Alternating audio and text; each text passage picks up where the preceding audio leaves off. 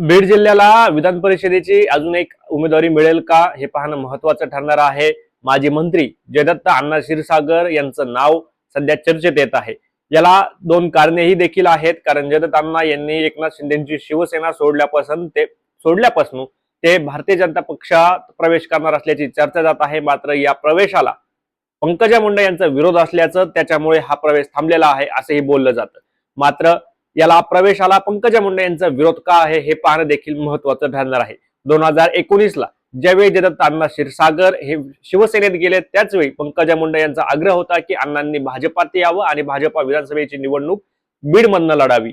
मात्र तसे झाले नाही। जयदत्त अण्णा क्षीरसागर शिवसेनेत गेले आणि त्याच दिवसापासून पंकजा मुंडे यांचा भारतीय जनता पक्षात त्यांना येण्यापासून विरोध दर्शवला जातोय।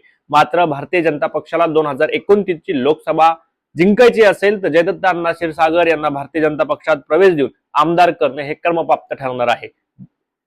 अण्णा हे विधान परिषदेवर यांची वर्णी लागते का, भाजप प्रवेश निश्चित होतो का, हे पाहणं महत्वाचं ठरणार आहे। येत्या 3 ते 4 दिवसात मुंबईमध्ये मंत्री पंकजा मुंडे आणि जयदत्त अण्णा क्षीरसागर यांची बैठक देखील होणार असल्याचं आपल्याला कळतंय। मात्र खरं काय आणि खोटं काय हे येणारी वेळच सांगेल।